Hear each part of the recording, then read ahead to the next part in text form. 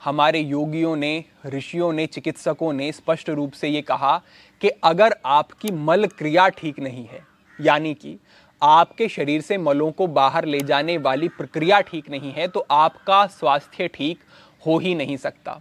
लेकिन आज का आप रूटीन देखें, जीवन शैली देखें, व्यक्ति की आहार देखें, ये सारी चीज़ें हमारी इस स्वाभाविक मल निष्कासन प्रणाली को बिगाड़ने वाली ही हैं।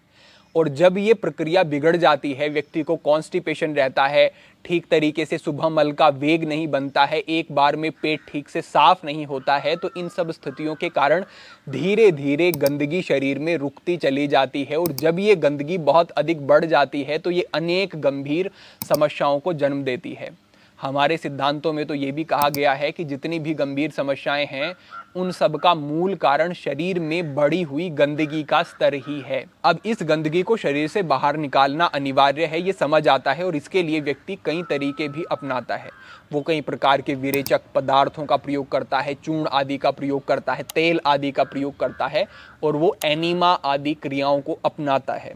ये सारी चीज़ें कई बार जीवनदायिनी होती हैं और व्यक्ति को गंभीर स्थितियों से बाहर निकाल कर लाती हैं। लेकिन इससे भी बेहतर तरीका हमारे पास है, वो है जो प्रकृति ने तरीका दिया है, जो परमात्मा ने तरीका दिया है, हम उसको अपनाएं।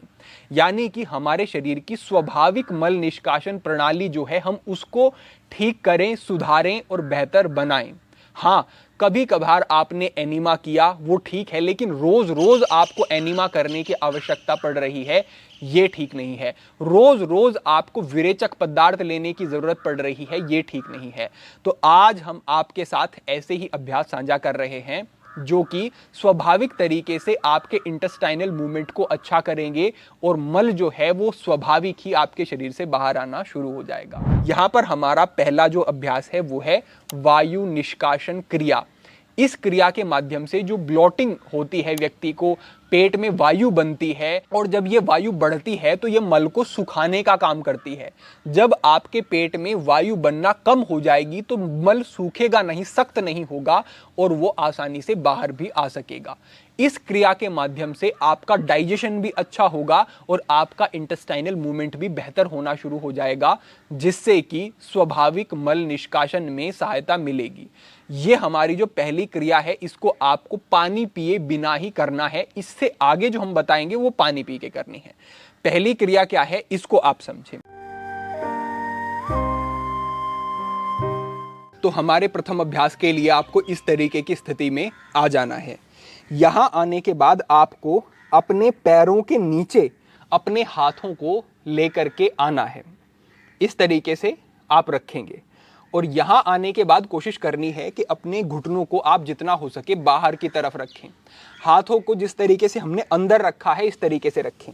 हाथों को आप बाहर रखेंगे तो आपके घुटने अंदर की तरफ आ जाएंगे और आपकी इंटेस्टाइन के ऊपर एक दबाव बनेगा। और इस अभ्यास में यहाँ नीचे आते हुए हमें ज़्यादा स्पेस क्रिएट करना है, जिससे कि आंतों को एक स्थान सही मिले और इस तरीके की स्थिति बने कि मल आगे की तरफ बढ़े, वायु निष्कासित हो।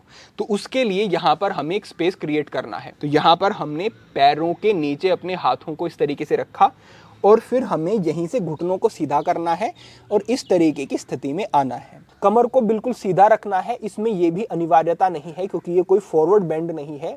ये एक स्वाभाविक ऐसा अभ्यास है जो कि हम मल निष्कासन के लिए कर रहे हैं। तो इस तरीके से आप नीचे आएंगे और इस तरीके से फिर आप ऊपर जाएंगे। ऊपर जाते हुए सांस को आप बाहर छोड़ें और नीचे आते हुए सांस को आप अंदर भरें। ये इस तरीके का आपका एक अभ्यास रहेगा, इस तरीके से। अब जब आप ऊपर जा रहे हैं तो एक दबाव आपकी इंटेस्टाइन पर बनेगा, और नीचे आ रहे हैं तो एक स्पेस क्रिएट होगा आंतों के लिए, और मल को आगे बढ़ने में सहायता होगी। इससे आपका इंटेस्टाइनल मूवमेंट भी अच्छा होना शुरू हो जाएगा और स्वाभाविक ही आपको मल का वेग धीरे धीरे बनना शुरू हो जाएगा। एक बार आप इसे बगल से भी देख लें। इस तरीके की स्थिति में हम आए, इस तरीके से नीचे आते हैं, नीचे आते हुए सामने हम देखते हैं, और फिर हम इस तरीके की स्थिति में आते हैं। इस तरीके का जो ये अभ्यास है, ये आपको 15 बार 20 बार एक बार में दोहराना है। और इस तरीके के 3 चक्र, 3 सेट आपको कर लेने हैं। ये अभ्यास आप करें और इस अभ्यास से जो आपकी इंटेस्टाइन है वो एक्टिव होनी शुरू हो जाएगी। और इसके बाद जो हम अब आगे अभ्यास करेंगे, उन अभ्यासों के साथ मिल करके ये अभ्यास फिर और अधिक लाभ देने वाला हो जाएगा। अब हम आगे बढ़ते हैं और अपने आगे के अभ्यासों को समझते हैं। अब हमारे आगे के अभ्यास के लिए आपको 3 से 4 ग्लास पानी ले लेना है और एक एक ग्लास करके इस पानी को आपको पीना है। 1 ग्लास पानी आप पिएंगे, उसके बाद 3 अभ्यास आप करेंगे, फिर आप दूसरा ग्लास पानी का पिएंगे, फिर ये 3 अभ्यास इसी तरीके से 3 से 4 बार आपको करना है। किस तरीके के अभ्यास रहेंगे, कैसे पानी पीना है, समझें। पानी आपको मल आसन की स्थिति में बैठ करके पीना है। इस तरीके से बैठ करके आपने 1 ग्लास पानी पिया।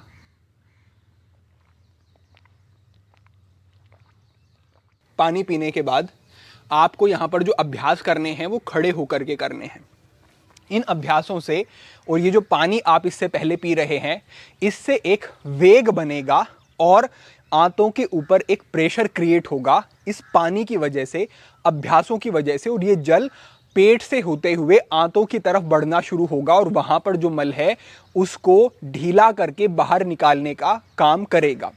ये जो हमारा 3 अभ्यासों का क्रम है, इसे TTK कहा गया है, यानी कि ताड़ासन, त्रियक ताड़ासन और कटी चक्रासन का यहाँ पर ये अभ्यास होता है। तो आपने 1 ग्लास पानी पिया, उसके बाद आप सांस भरें और हाथों को ऊपर लेकर के जाएं। फिंगर्स को आप यहाँ पर लॉक कर लें और हथेली को उलट करके शरीर को ऊपर की तरफ आप यहाँ पर खींचेंगे और शरीर को ऊपर खींच करके आपको कुछ समय तक ऊपर रोक करके रखना है। कुछ समय तक रोका, उसके बाद आपको त्रियक ताड़ासन का अभ्यास करना शुरू करना है। शरीर को उसी तरीके से खींचे रखें और दाईं तरफ आप जाएंगे। यहाँ पर सजगता क्या है कि इस तरीके से आपको घूम नहीं जाना है, क्योंकि जब आप ऐसे घूम जाते हैं और थोड़ा भी अगर आप घूम जाते हैं तो जो एक स्ट्रेच आ रहा था वो पूरा खत्म हो जाता है। उसकी वजह से फिर आपके पेट पर जो इसके प्रभाव पड़ने थे वो भी नहीं पड़ पाते हैं। तो आपको हाथों को खींच करके रखना है और बगल से बिल्कुल इस तरीके से जाना है। हाँ, अगर आप बहुत ज़्यादा नहीं जा पाते हैं, इतना ही जा पाते हैं, लेकिन आपको स्ट्रेच पूरा फील हो गया है, तो यहीं तक जा करके रुकें। और अगर आप नीचे जा सकते हैं तो थोड़ा नीचे जाएं। ये अभ्यास तेज़ नहीं करना है, धीमा करना है। आप गए, सांस भरते हुए वापस, सांस छोड़ते हुए फिर से आप दूसरी तरफ गए, सांस भरते हुए वापस, सांस छोड़ते हुए फिर से आप दूसरी तरफ गए। इस तरीके से ये जो दाएं और बाएं जाने का है, ये आप लगभग 15 से 20 बार करेंगे। इतना करने के बाद आप सामान्य स्थिति में आ जाएं और जो दूसरा अभ्यास आपका है यह कटी चक्रासन का अभ्यास, यानी कि इसमें चक्र की तरह रोटेशन यहाँ पर हो रहा है। और जब ये रोटेशन होगा तो इससे आंतों में एक सक्रियता आएगी। इसे आप ऐसे समझे जिस तरीके से एक व्यक्ति बहुत तमोगुणी होता है, आलसी होता है, तो सुबह उठाने के लिए उसे झिझोड़ना पड़ता है, उसे स्पर्श करना पड़ता है, हिलाना पड़ता है, तब जाकर के उसकी नींद खुलती है। इसी तरीके से ये जो मूवमेंट है ये आपकी शिथिल पड़ी हुई आंतों को सक्रिय करने वाला होता है। तो कटी चक्रासन का अभ्यास इस तरीके से आएंगे, दोनों हाथों को आप सामने लेकर के आएं और यूं घूमना शुरू करेंगे। जिस तरफ आप जा रहे हैं, जो हाथ आपका पीछे जा रहा है, उससे विपरीत हाथ को आप अपने कंधे के ऊपर पीछे जाते हुए लेकर के आएंगे और इस तरीके से पूरा घूम जाएंगे। आप देखें, हम बिल्कुल पीछे नहीं, पीछे से भी और दूसरी दिशा में यहाँ पर जा सकते हैं। सांस भरते हुए फिर से हम दोनों हाथों को सामने लेकर के आते हैं और सांस छोड़ते हुए फिर से हम अपनी दिशा को बदलते हैं और जितना पीछे हो सके उतना देखते हैं। फिर से सांस भरते हुए हम यहाँ पर आगे आते हैं और फिर से इसी प्रकार से दिशा को हम यहाँ पर बदलते हैं। ये अभ्यास भी 15 से 20 बार आपको कर लेना है। इतना आप करेंगे तो तुरंत ही आपको आपके पेट पर इसके प्रभाव देखने को मिलेंगे।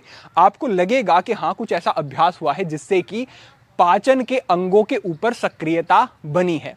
और ये केवल आपके मल को बाहर निकालने में नहीं, ये आपकी गैस की समस्या, एसिडिटी की समस्या, आपको भूख नहीं लगती है, डाइजेशन ठीक नहीं रहता है, उन सभी समस्याओं में अच्छे लाभ देगा। एक बार आपने ये कर लिया, फिर से आप उसी तरीके से बैठ जाएं और अब इस आसन में आप थोड़ा समय दें। मलासन में थोड़ी देर तक आप रुकें, क्योंकि ये जो अभ्यास आपने किया, इससे जो जल है वो धीरे धीरे आगे पहुंचा है, उसको एक समय भी मिलना चाहिए। तो थोड़ी सी देर तक आप यहां पर रुकते हैं और उसके बाद आप ये दूसरा ग्लास लेते हैं और जल ग्रहण करना शुरू करते हैं।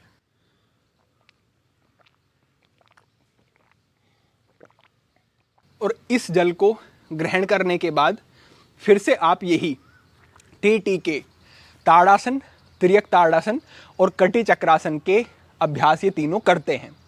तो इस तरीके से जब ये अभ्यास आप करेंगे, 3 बार दोहराएंगे इस पूरे चक्र को या 4 बार दोहराएंगे, जितना आप पानी पी सकते हैं उतनी ही इसकी आवृत्ति हो जाएगी। तो अगर आप 3 ग्लास ही पानी पी सकते हैं, 3 ग्लास तो कम से कम है, तो 3 चक्र आपको करने हैं। और अगर आप 4 ग्लास पानी पी सकते हैं तो 4 चक्र कर लें, और आप 5 ग्लास भी पानी पी सकते हैं तो कोई समस्या नहीं है, 5 चक्र भी आप इसके कर सकते हैं। जब इस तरीके से इस पूरे अभ्यास को आप फॉलो करेंगे तो देखेंगे कि थोड़ा समय लगेगा, 2-3 दिन का समय लग सकता है, क्योंकि एक काफी समय से बिगड़ी हुई स्थिति है पेट की, एक प्रोसेस जो है स्वाभाविक वो बिगड़ा हुआ है, उसको बनने में समय लगेगा। लेकिन जब ये बन जाएगा तो उसके बाद फिर आपको किसी विरेचक चूर्ण की जरूरत नहीं पड़ेगी, किसी औषधि की जरूरत नहीं पड़ेगी, और आप स्वाभाविक ही अपने पेट को अच्छी तरह से सुबह साफ होता हुआ देखेंगे।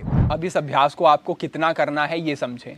जिन व्यक्तियों को थोड़ी बहुत कॉन्स्टिपेशन की समस्या है, उनको तो 10-15 दिन के अंदर ही समस्या ठीक होती हुई दिखाई देगी। जिनको समस्या गंभीर है, उनको 1 महीने तक लगातार ये अभ्यास करना पड़ सकता है और उसमें कोई समस्या नहीं है। जिन व्यक्तियों को कॉन्स्टिपेशन की समस्या नहीं है, वो भी इसका अभ्यास कर सकते हैं। हफ्ते में 2 से 3 बार अभ्यास करते हैं तो ये आपके लिए ठीक है। और जब आपको लगे कि 1-2 महीने आपने हफ्ते में 2-3 बार कर लिया, उसके बाद सप्ताह में 1 बार भी अगर आप ये अभ्यास करते हैं तो ये आपके लिए काफ़ी होगा। तो इस तरीके से आपको ये अभ्यास करना है। इसके साथ साथ आपको डाइट का ध्यान थोड़ा ज़रूर रखना पड़ेगा। आपको ध्यान रखना है कि आपके खाने में फाइबर की मात्रा अच्छी हो, आपको फलों का प्रयोग करना है, सब्जी का प्रयोग करना है।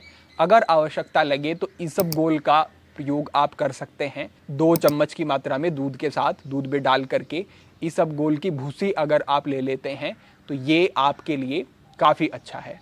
चिया सीड का प्रयोग आप कर सकते हैं, और भी फाइबर से युक्त जो चीज़ें हैं उनका प्रयोग करते हैं तो ये इसमें सहायक की तरह काम करेंगी। अपनी डाइट से आपको मैदा बिल्कुल बंद करना है, इस बात का ध्यान रखना है। और तली भुनी चीज़ें, बाहर के बाजारू प्रोडक्ट्स को अगर आप छोड़ दें तो वो और अच्छा रहेगा आपके लिए, क्योंकि ये आपके शरीर में गंदगी को बढ़ाते ही हैं।